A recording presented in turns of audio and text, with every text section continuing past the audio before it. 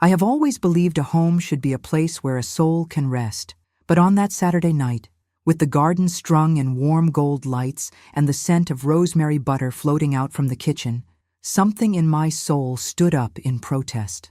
I watched the boy I once carried in my arms, now 19 with a phone in his hand and followers cheering him on, turn a person into content, and it felt like the walls of my house leaned back from the shame. It was our annual family party. I've hosted it every fall since before my husband, Augusto, passed, back when he'd toss off his jacket, two-step in the grass, and kiss me like it was still 1989. I set the tables the way I like them: linen that drapes, wood that shows its age, hydrangeas that glow in twilight. The copper pans were polished enough to see your face in. The fresh pasta station steamed like a love letter to flour and eggs, and little hand-lettered signs told people what's what without fuss. We had neighbors turned friends, clients who've stayed loyal for a decade, and cousins who only show for free food and pictures. My small catering company, the one I built with 2 sheet pans and a borrowed van, is my pride. And just as she has for 12 years, Marlene was at my right hand, directing the flow with her invisible baton. Marlene is not my servant. She's my hospitality manager, my right eye, my steady metronome. She's the one who sees the crooked napkin, the lukewarm plate, the guest who needs sparkling water with lemon and won't ask twice. She trains the new girls with patience and the old ones with respect. She also knows how I like my food salted, by instinct. If there is a person in this house who does the most good with the fewest words, it is her. It happened fast, the way wrong things do. One of the new girls wobbled with a heavy pan of lasagna, the kind that bubbles at the edges like it's laughing at you, and part of the sauce splashed across the linen. The pan didn't shatter, thank God. If I'd been closer, I would have taken the pan, lifted the tablecloth with one practiced tug, and told the girl, "Honey, it's cloth. It washes. Breathe." Because kitchens are classrooms where mistakes teach better than sermons. But my grandson, Gabriel, chasing engagement, lifted his phone, went live, and aimed it like a spotlight. He said it like a joke, loud as a dare. "Look at this, guys. So much for Grandma's fancy standards. The maid just dumped lasagna on the table." I heard the word he chose, maid, not person with a name, and something in me tightened like a fist. The boys around him laughed. Laughter is the gasoline of cruelty. He made sure the camera found the new girl's face, the way her mouth trembled as she knelt with a towel. I could see the tears tracking toward her mask. I could hear the breath catch in half the throats in that garden. Marlene moved first. She always does. "I've got you, sweetheart," she murmured to the girl, lifting the stained cloth with a fluid snap. "New cloth, hot water, we're fine." She smiled at a guest like nothing happened, then turned and met Gabriel's lens. He panned in. "Here comes the boss lady. Don't be mad, Marlene. It's just for content." He turned that phone on her face as if she were something to hold up to a crowd. I didn't think. I crossed the grass like the years had fallen off my knees and took the phone out of his hand. The weight surprised me. It wasn't heavy at all. "Turn it off," I told him. "Grandma, relax, it's just off." I pressed the red dot. The screen went black, the live died, and in the same breath, the party did too. The band sensed something and let the song end without starting the next. Silence unrolled across the lawn like cloth. I found the band mic in 2 strides and held it. "Excuse me," I said into the quiet. "Excuse me." The word carried easily, the way truth makes its own path. In this house, no one humiliates the people who make the food, pour the drinks, and carry the weight. Not guests, not family, not my own blood, not anyone. No one moved. A teenager snickered in the back and got a look from his mother that probably saved him 15 years of bad habits. A neighbor nodded, hand over her heart. Some relatives looked away, like shame is a sun they can't stare into. If a tray falls, we pick up the tray. If a person stumbles, we pick up the person, I said. That's the rule here.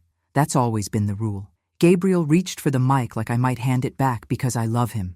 "Grandma, you're making a big deal." I did not look at him. "Not yet. This evening is over," I said. "Please enjoy cake and coffee if you'd like while we clean up. If you took any videos of our staff without their consent, delete them. If you feel tempted to make someone small so you feel big, go home and practice being small quietly first." A ripple of nervous laughter broke and died. The band leader nodded at me, unplugged his guitar, and began coiling cords. A few people clapped, soft, embarrassed, others left in a hurry. A couple of men in polo shirts rolled their eyes and headed for the bar like courage is found in ice. When the guests thinned and the lanterns were dim, I found Marlene in the kitchen, standing at the stainless table with a clean towel and nothing left to wipe. Her hands were busy, but her eyes were on a middle distance only she could see. "I'm sorry," I said. "In my house." She exhaled. "It's not the first time," she said. "It's just the first time in front of everybody." My stomach went cold. "He's done this before?" She nodded once. Little comments. To the young ones. Jokes that take your name away and turn you into a punchline. I pulled him aside twice. "I didn't want to bring trouble to your table." "You brought honesty," I said. "I should have seen it without you saying a thing. That's on me." She shook her head. "This culture." She didn't finish the sentence. She didn't have to. "Tomorrow," I said, "we begin to fix this with more than words. I don't mean a pretty apology post. I mean structure, policy, consequence, and repair." She studied my face for the longest 3 seconds of the night. "I don't want charity," she said. "I want respect." "You'll get both the respect and the repair," I said. "And not just for you. For every person who keeps this place upright while people applaud the flowers." For the first time that night, she smiled. It wasn't big. It was real. I stood there long after she left, listening to the dishwasher hum and the last of the ice melt in a bucket. The house breathed again, slow and even. In the dark glass of the back door, I saw myself with the mic raised, 62, steady, a little bent from carrying trays and children and grief, but still the one who decides what happens in this house. Tomorrow I would decide again. The sun came in thin and honest through the kitchen's sheer curtains. My phone lit up like a slot machine someone failed to unplug. Texts stacked, missed calls, the kind of buzzing that means your business, your family, and your peace have all tripped one another on the same staircase. There were messages from clients who've eaten my food since before Instagram taught people to doubt their own taste. "Ms. Lucia, saw something online. Standing with you. How can we support your staff?" There were neighbors. "Proud of how you handled that." There were relatives. "Could you have handled it less publicly?" And there was a long voice note from my daughter, Renata, with the sound of a mother who slept badly on a bed made by her child. "Mom," she said, "I am so sorry. I didn't see it until I saw it on my phone. I should have raised him better. I did raise him better. He says it was a joke. I know it wasn't. He's in his room. He wants to come over. Maybe we should talk first." Before I could call her back, Gabriel texted, "Grandma, can we talk? Please." Behind those messages, there were screenshots. His live, recorded by someone fast with their thumb. It felt like seeing a break-in from the security cam after the fact. He'd titled it, "Party Blooper." There were laughing emojis in the comments and a few "not cool man" replies that he either ignored or planned to laugh at later.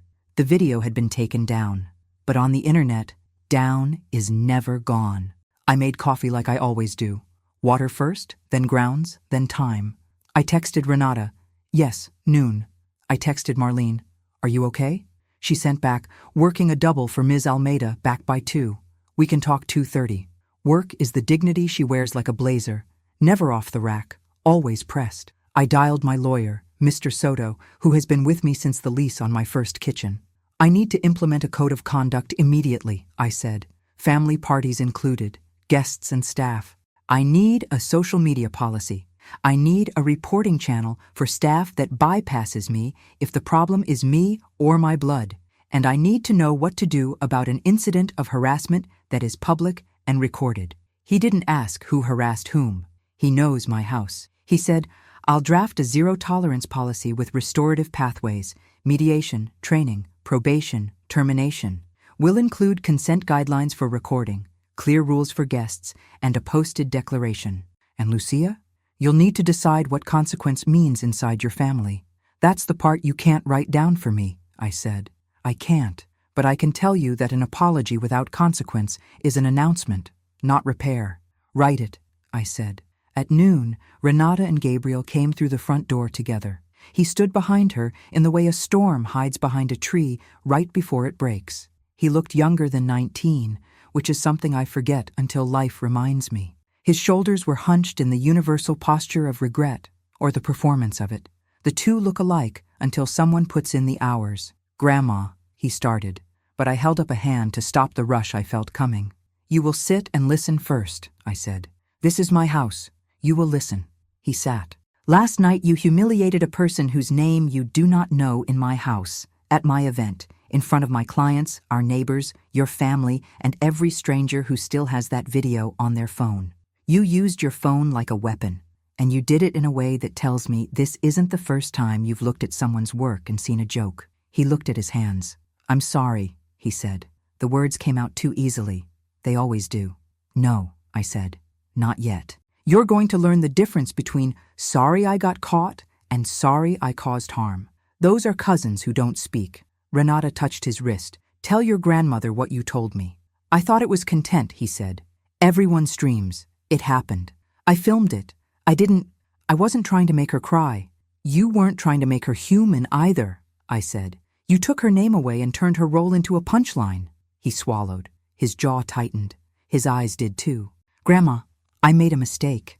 You made a choice, I said. Over and over. The mistake was mine for not seeing that choice grow roots. He looked like he would rather have me shout than speak this way. Shouting gives a person something to push against. Calm is a mirror they can't crack. There will be a formal apology to Marlene and to the young woman you filmed, I said. In person, not on video. You will also make a public statement, not as a performance, not with brand-safe words. You will say what you did and why it was wrong. You will not say if, you will say I. He nodded. It was the kind of nod that agrees that the sky is blue. His mouth tried to form. Okay, that is the smallest part, I said. The larger part, for 6 months you will work in this company, paid, taxed, scheduled, and you will report to the person whose authority you tried to erase. Marlene will train you. You'll do prep, bus tables, breakdown stations, mop. You will attend a training on workplace dignity and harassment. You will read the policy you forced me to write, and your phone will be off on the premises unless you are on a break.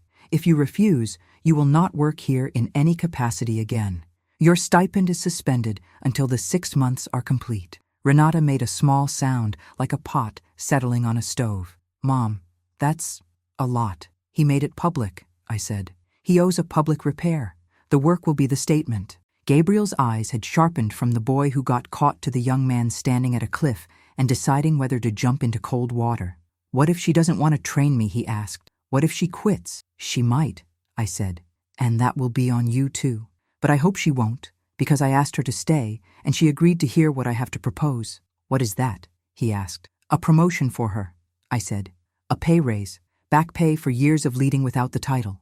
A written policy, a reporting channel, and a scholarship fund in her name for any staff who want to finish school or get certified. Also, legal counsel on retainer for workplace issues. She will have power on paper, not just in my trust. Renata exhaled, long and shaky.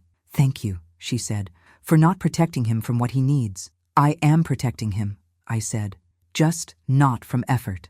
At 2:30, Marlene came in with her hair tied in a knot at the nape of her neck and her eyes steady. She nodded to me, to Renata, to Gabriel, whose throat bobbed like he'd tried to swallow a nail. Thank you for coming, I said. Please sit. She did not sit. I'll stand, she said. Then she looked straight at Gabriel. What you did was not a joke, she said. It was a demonstration of who you think you are. Are you ready to be someone else? He didn't answer fast. That was new. I think so, he said. Good, she said, because thinking so is where you start. I accept the apology when it is earned. I accept the training when you show up on time. And I accept the promotion when it is on paper. I slid the folder toward her. Inside was the offer letter, the policy draft, the pay scale adjustment, the scholarship page with her name on top. She read quickly, then again slower. Ms. Lucia, she said, and her voice had something like relief in it, which in a kitchen counts as joy. This is the first time I have seen my job described the way I actually do it. That's because we are done pretending your title is a favor, I said. It is a fact. Gabriel cleared his throat. Marlene, he said, and his voice cracked on the second syllable. I'm sorry. I was wrong. She looked at him, her face without mercy and without meanness, which is the only way repair ever starts. We'll see, she said. And with that, the work began. We printed the new house and hospitality code on thick cardstock because it needed weight. On one wall of the kitchen, we framed it. On the back of every event menu, we printed a shorter version in small type. On the gate by the driveway, we hung a metal sign that read, "This home is a dignity zone." It felt corny in the design mock-up. It felt right on the fence. Mr. Soto's draft read simple, which is hard. No Latin. No loopholes big enough to wheel a speed rack through. It said, no recording staff without consent. No yelling at staff, ever. Correct mistakes privately. Praise publicly. Guests who violate these rules will be asked to leave, family included. Staff who experience disrespect may pause service and call a manager. Reports can be made anonymously. Retaliation is termination. We practice restoration first. Acknowledge harm, listen, make amends with action, learn, change. We reserve the right to draw a line when repair is refused. I sent it to every client on our calendar. If this is a problem, I wrote, we are not a good fit. 2 canceled. 1 sent back a thumbs down emoji, which told me everything I needed to know about their cocktail hours. 5 wrote, about time. 1 sent a check marked, for staff wellness. We scheduled a Saturday training with a facilitator from a nonprofit that teaches workplaces how to stop calling cruelty a standard. She set out chairs in a circle, placed a box of tissues on the floor like a centerpiece, and began by asking us to introduce ourselves, not by roles, but by the most invisible task we do in a day. I notice when a guest's eyes flick to the exit and ask if they need directions. I keep a wedding ring in my apron in case a groom forgets his. I refill water before anyone knows they're thirsty. By the time we got around the circle, the room was soft with the recognition that service is 100 unnamed acts of love. When she asked if anyone had experienced humiliation at work, no one moved at first. Then the new girl from last week, the one with the lasagna, lifted her hand halfway and lowered it again. Say it, Marlene said. Not pressure, just permission. I felt like a stain, she said. I felt like I wasn't a person. I wanted to disappear through the floor. Gabriel was in the back row. He did not look away. He did not cry. I watched his hands grip the sides of his chair like balance was not a given. The facilitator talked about power and proximity and how a phone can turn a person into an object if the person holding it hasn't learned to see. She asked Gabriel to describe what he thought when he hit go live. He said it out loud, and the words sat in the air like fish that had to be cleaned. I thought it would be funny, he said. I thought people would like me for posting it. I didn't think about her. That's the truth, the facilitator said. Now we can work. We began a practice she called Stop, Name, Choose. When any of us noticed a pattern that felt like disrespect, we would say, stop, then name the behavior, then choose a different one together. It sounded like kindergarten for grown people, which is not wrong. We are not as advanced as we think. We also learned how to apologize. Not, I'm sorry if, not I'm sorry but, just, I'm sorry that I did X, it caused Y, I will do Z differently. Gabriel practiced on a trainer like he was learning to hold a chef's knife correctly for the first time. Stiff, then better, then honest. Meanwhile, Mr. Soto filed the policy with our HR portal. We set up a phone line and an email that went to him and to Marlene and to me, all at once, so no one would be left alone with a report about me or anyone I love. We posted the hotline in the staff locker room and taped a copy inside the pantry where everyone goes when they need 5 breaths and a cracker. Marlene's promotion letter went into her file. Her raise went into her account.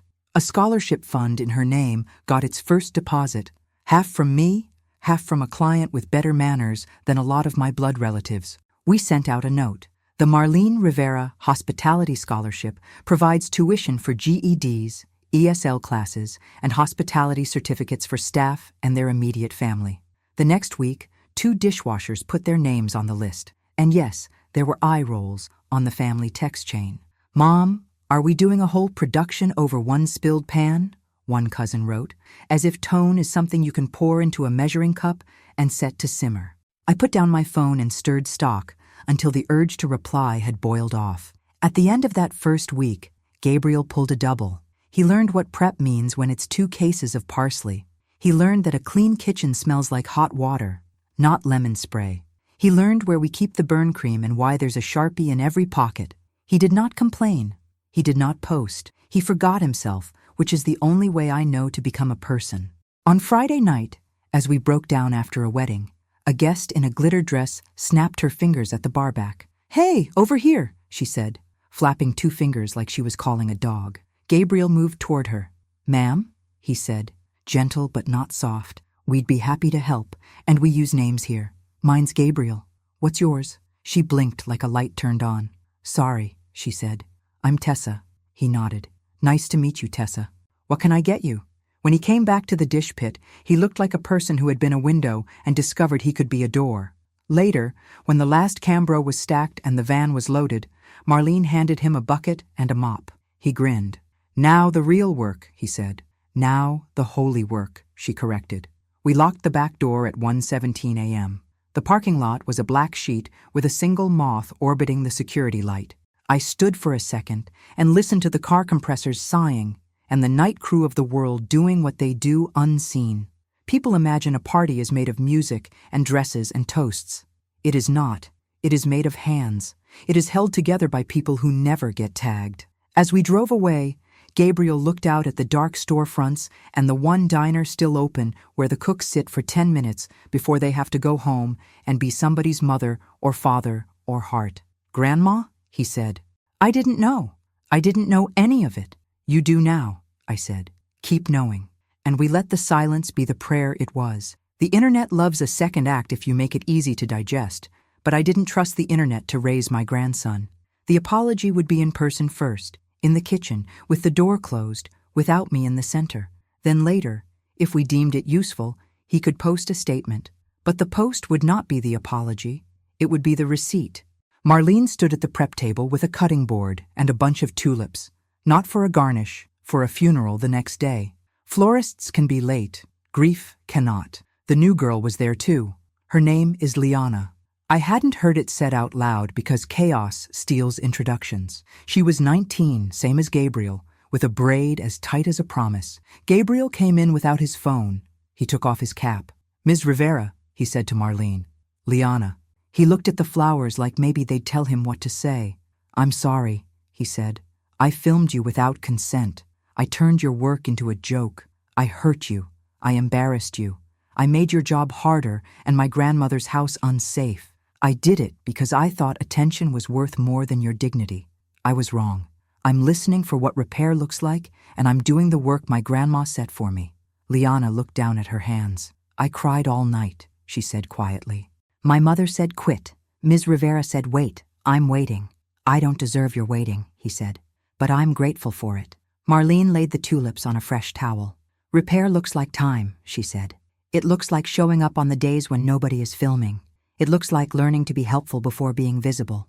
It looks like giving credit. It looks like running interference when someone snaps their fingers. And sometimes it looks like shutting up." He nodded. "Yes, ma'am." "And it looks like this," she added, sliding a printed schedule across the table.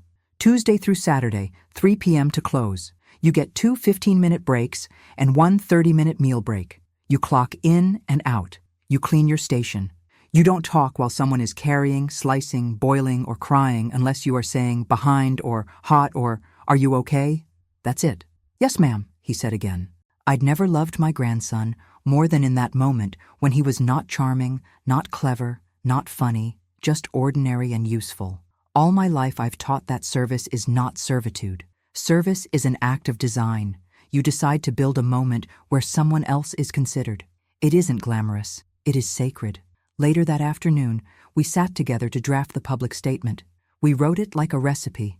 Short, honest, with all the ingredients visible. I filmed staff without consent and mocked their work at my grandmother's home, it began. It was harassment. I harmed Liana, Ms. Rivera, our team, and our guests. I used my platform to punch down. I have deleted the video. I am in training for 6 months under Ms. Rivera's supervision, following our company's dignity policy. I will share only what our team approves. I am sorry for what I did. I will do the work to be different. He posted it.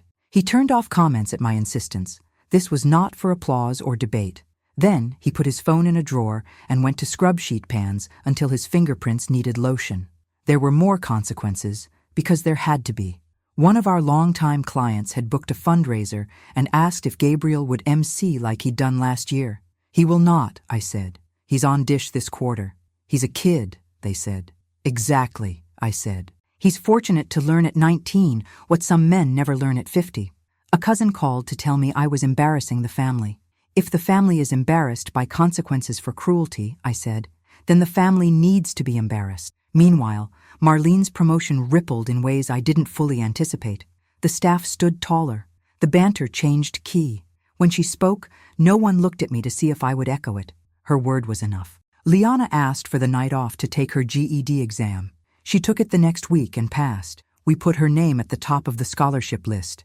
I went to see Mrs. Almeida, the client whose anniversary Marlene had covered that morning after the party.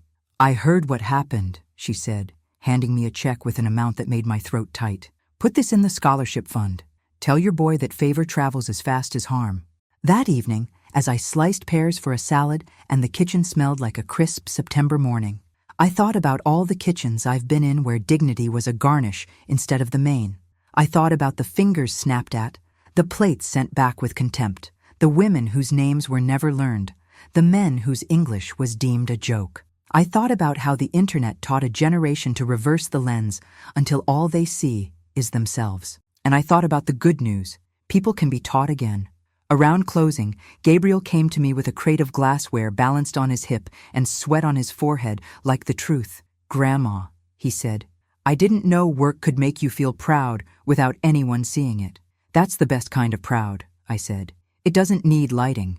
He stacked the glasses in the rack with the new rhythm he was learning. Clink, turn, clink, place. For the first time in a long while, I slept like my house believed me. The thing about drawing a line is you find out who respects chalk. Some relatives called to say they were proud. Others called to say I was dramatic. One aunt said I was ruining Gabriel's future.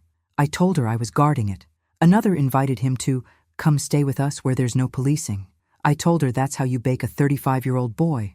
Renata cried twice at my kitchen table that week, once out of shame and once out of relief. "I kept thinking he'd learn because we told him to be kind," she said. "I didn't think about the places where he was being trained not to be.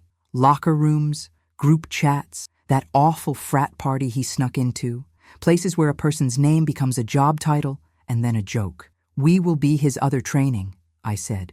"Nobody grows without friction, but you get to choose the grit, sandpaper or cement." Some cousins didn't come around for a while. That was fine. The house breathed better with the windows open. New people came in, referrals from clients who'd told their friends we had a policy they could bring their daughters to work under without worrying about whose nephew might be filming. A local pastor asked if he could host a luncheon in our back room to talk about the dignity of labor. He paid full price and tipped like a man with a lesson to teach. Meanwhile, the scholarship fund got a name and a logo. The Marlene Scholarship for Hospitality Growth bought textbooks, paid exam fees, and covered 2 rounds of EMT certification for a line cook who discovered he could keep a heart beating. We hosted a night class on customer service that started with, "Hello, my name is," moved through, "Please and thank you," and ended with, "I see you." Gabriel kept working. He learned that prep is a meditation disguised as labor. He learned that 30 seconds can burn a sauce and a person's trust. He learned that a nickname is only affection if it's asked for. He learned to lift 15 pounds with his legs. He learned to roll silverware like a rosary. He learned to say, "behind you," and mean, "I will not let you fall." One night, a musician we'd hired told a sexist joke into the mic during sound check. He looked up, startled, when Marlene appeared next to the stage like a Deus Ex manager.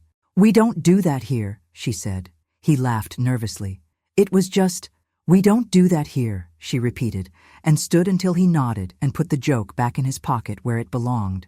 Gabriel was coiling cords nearby. He watched the 3-second exchange like it was a master class. It was. A month in, Liana brought her mother by to meet me. She wore a dress like Sunday. She squeezed my hands and said, "I almost told her to quit. Thank you for giving her a reason to stay." I told her the reason was her daughters. We just built the place it could go. There was a moment I won't forget.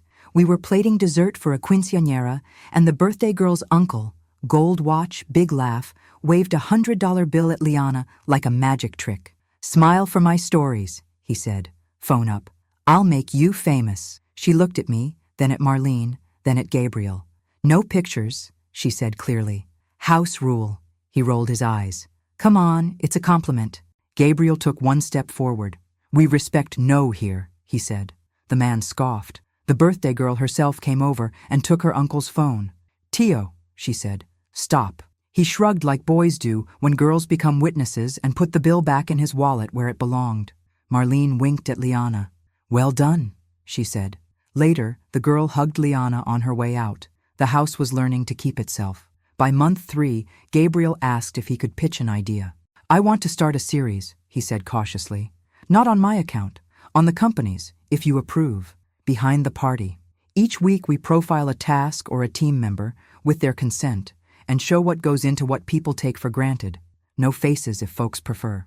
We can show hands, movements, voices. We can give credit and teach people how to be good guests." I stared at him for a moment, then at the policy on the wall, then at Marlene. She raised an eyebrow like a gate. "You'll follow our rules," she said. "You'll get sign-offs, you'll let people say no, and you'll show the ugly too, the cleanup, the restocking, the sore backs, not just the pretty plates." He grinned, especially the ugly. We approved a pilot. The first video was 30 seconds long, a close-up of a line cook's hands folding dumplings. The caption, 50 hands, 1 appetizer. The second was a time-lapse of a table being set, the knives shifting from wrong side to right. The third was a 30-minute live Q&A with Marlene about hospitality as a discipline, what she called the architecture of care. Comments flooded in. "I never thought about napkins this way. I'm so sorry for the ways I've been rude without noticing. How do I tip for the people I don't see?" We started putting a tip jar on a back table labeled "Team," not "Tips for one." It filled. A reporter from the local paper called. "We heard about your dignity policy and your training," she said. "Can we come do a feature?" I said yes, on one condition. Every photo would include at least one person who doesn't usually get photographed. They agreed. The story ran on a Sunday with a headline that made me tear up at my kitchen table. "House rules. One grandmother's firm line redefines hospitality." It wasn't all applause. Someone wrote "snowflakes" on our Yelp page. Someone else left 1 star because we asked them to stop filming another guest's toddler. The star stayed. So did we. At the end of 6 months, Gabriel stood in the walk-in, shivering, with 2 crates of herbs in his arms and a look on his face like he'd found the edge of himself and come back with new hands. "Can I keep working?" he asked. "Past the 6 months?" Marlene didn't look up from her clipboard. "You already are," she said. We made a party out of it because joy makes policies stick. On a mild evening in spring, we invited staff and their families, clients who'd stood with us, and neighbors who'd sent flowers when flowers weren't necessary. We grilled chicken, set out salads heavy with citrus, opened soda in glass bottles, and put up a projector against the side of the garage. We unveiled the metal sign by the gate with a small ceremony. Liana's little brother pulled the ribbon. The sign was simple and direct. "This is a dignity zone." Then below, the 4 rules in letters big enough to read when your hands are full. When it clanged lightly against the post in the evening breeze, I felt something inside me settle, like a pan on a burner. We screened the first 10 episodes of Behind the Party, then showed a new one. 3 minutes of the dish pit from the perspective of a plate, stacked, scraped, sprayed, racked, steamed, returned to service. It ended on the wall where we keep the burn cream and the peppermints, with a hand placing a peppermint on the metal shelf and a caption, "If you know, you know." People laughed in the way that means, "Yes, I've been there." We handed the mic to Marlene. She spoke for 6 minutes and broke 3 hearts open, including mine. "Hospitality is not invisible," she said. "It is simply unpraised. We praise it here. We also protect it. That is what Ms. Lucia chose. That is what we are choosing. Every night we tape our fingers and show up anyway." Then we did something I'd been dreaming about since the night the tray fell. We invited the staff to walk through the crowd together while we clapped for them. One by one, the people who carry the weight came into the light. Line cooks with tattoos of saints and skulls, servers who put kids through college with tips, dishwashers with house keys they earned, washing other people's plates, barbacks with wrists like ropes, pastry chefs with sugar burns on their forearms like medals. We called their names. They kept walking. They were not objects. They were honored. Gabriel stood at the end of the line with a gray bus tub in his hands. He set it down, then picked it up and walked again, slower this time, the way someone walks past their own past. Later, When the tables were broken down and the lanterns unplugged, he came to me with eyes wet. "Grandma," he said, "I thought being seen was the goal. Now I think seeing is. Seeing is loving," I said. I slept that night with the window open and the smell of cut grass in the room like a benediction. Somewhere out there, a neighbor's wind chime kept time with the breath of the house. There were costs, not small ones. A corporate client with a rowdy culture never booked again. A cousin has not spoken to me since I told him snapping his fingers at Liana would get him uninvited next time. Another family member blocked me on her social accounts the day Mr. Soto's policy email went out. I let the blocks stay. Silence is sometimes a gift you give both ways. We also lost a gig because we refused to let a photographer film our staff after several had said no. We told the bride we could not comply. She hired someone else. I mailed her a cutting board with the policy laser engraved and a note that said, "May your life be full of people who choose consent over convenience." But we gained a lot. We gained a staff retention rate that made other small businesses ask how. We gained word of mouth from people who had been to enough parties to know when the kitchen is suffering.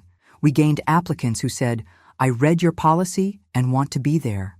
We gained a partnership with the community college's hospitality program. We gained a reputation for being, as one Yelp review put it, the place where the food is love and the rules are also love. We also gained hours not spent putting out fires that started because respect was missing. Hours not spent debriefing harm with tissues and apologies that come too late. Hours converted back into craft. Renata found her courage too.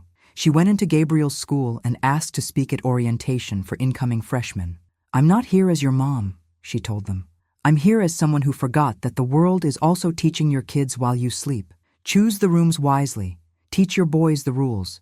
Teach your girls they are not required to smile. Teach yourselves how to say stop with grace." People asked me if I forgave Gabriel. I said yes, every day I get the chance. Forgiveness is not a one-time coupon. It's store credit you keep adding to because someone keeps showing up. He showed up. He missed a shift. He called twice to say so and offered to cover 2 more. He broke a plate. He swept every shard and wrote it on the breakage log like a confession. He complimented a line cook's knife work without filming it. He took a double when someone's mother died. He kept his phone in his pocket until the end, and even then he asked, "Is this a no-phone night?" It was often a yes-phone night. We used it to teach, not to take. 2 years later, he applied for a part-time coordinator role at the community center, running a program that prepares teenagers for their first jobs. He built the curriculum off what he learned on my floor: how to greet, how to refuse kindly, how to stand for 8 hours and still be kind. They hired him. He put the house and hospitality code in the first slide. Marlene kept saying yes to things she had earned years ago. Speaking at a panel, writing an article on the architecture of care, co-authoring a manual with me called Holding the Room. We put our names side by side on the cover without a hierarchy. The manual went further than I expected, downloaded 4,000 times, printed by a church, quoted by a union rep at a city council meeting where someone tried to argue that dignity is expensive. It is not.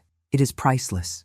A year to the day after the party that ended early, my landline rang at 7:26 p.m. Nobody decent calls a landline at that hour without purpose. It was the father of one of Gabriel's friends, the boy with the quick laugh and the longboard who'd stood next to my grandson with his phone out that night.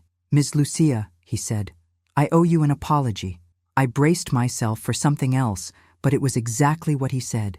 He'd watched his son's video after the fact. He'd heard my words in the background. He'd seen his boy laugh at a young woman on her knees wiping a tablecloth and felt the kind of sickness that climbs your throat. "I raised him to be kind," he said, "but I let the world handle the details. I didn't teach him that kindness has terms and conditions. I didn't teach him to see.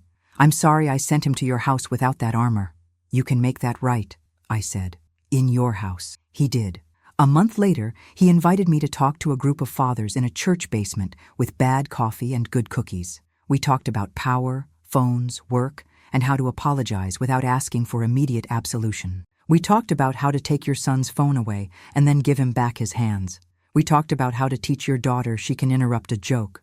We talked about the holiness of stepping away from a screen to carry a tray with both hands. I went home smelling like coffee and hope. We decided to bring back the annual family party. It felt like reclaiming something that had almost slipped through our fingers. We kept a few changes. We sent a small card with each invitation. House rules apply. We set long tables like a wedding. We had name cards for staff, at the table, not in the kitchen. We put the sign where it could be seen from both street and yard. When people arrived, they saw something different. The team eating first. We served family meal to our family and our staff side by side, at one long table. A neighbor's teenage son looked confused. "I thought staff eats in the back," he said. "Not rude, just trained by a world that prefers its gratitude whispered." "Not tonight," I said. "And not again." I gave a toast at the end of dessert. It was short. "Work with dignity," I said. "That's the rule. That's the blessing. Thank you for abiding by both." Then I did one selfish thing. I asked for a picture. Not staged, not glossy. Just everyone standing where they were, lifting a glass or a hand or a child, and smiling the smile of people who had learned something together and were glad they had. When the last guest left, Marlene and I sat on the back step with our shoes off and our feet remembering what grass feels like. Gabriel brought us water without being asked. He looked at the empty tables, at the lanterns in their shapes like prayer, and said, "We did that." "We did," I said. "And we will tomorrow, too." Chapter 10. What the sign says when no one's looking. People ask me if the policy, the training, the consequences, if all of it was worth the trouble. They ask me if I lost business, if the family drama was worth it, if my grandson resented me. I tell them the truth. Yes to all of it. Yes, it cost. Yes, it saved. Yes, it changed us. Yes, it was right. A week ago, I was in the kitchen alone, slicing oranges for a salad, when I heard someone at the gate. I peeked out. It was a delivery driver with a bouquet bigger than his torso. He set it down and stood there, staring at the sign on the fence. He put his hand on the metal letters like he was checking if they were warm. Then he saluted it with 2 fingers and went back to his truck. The sign doesn't keep harm away by itself. It reminds the house of what it's for. We still transpose forks and make bad jokes and forget to refill water sometimes. We still get tired and say the wrong thing. But then we stop, name, choose, and keep going. We still praise publicly and correct privately. We still work like people are watching even when they're not, which is the only way to make anything beautiful more than once. Sometimes, late, after the mop bucket is dumped and the keys are in my hand, I stand by the gate and put my palm on the word dignity. It's cool. It warms under my skin. I think of the nights my mother cooked for 10 with 2 burners. I think of the first time I made a bechamel that didn't split. I think of the girls whose names I learned after it would have mattered less to not know. I think of my grandson's hands around a bus tub, the tendons showing like string on a good roast. I think of Marlene's voice at my shoulder saying, "We don't do that here," and how here now means everywhere I go. Once, I would have said that what happened that night was the worst thing. Now I'm not sure. It might have been the doorway. It might have been the cold water that taught us how to breathe. When people ask me what my house is like, I say, it's a place where the people who make the party are part of it. It's a place where a tray can fall and a person won't. It's a place where work is love, and rules are also love. It's a place with a sign that speaks even when no one's looking. And if they ask me who taught me all this, I say, a woman named Marlene showed me what I already believed and forgot to write down.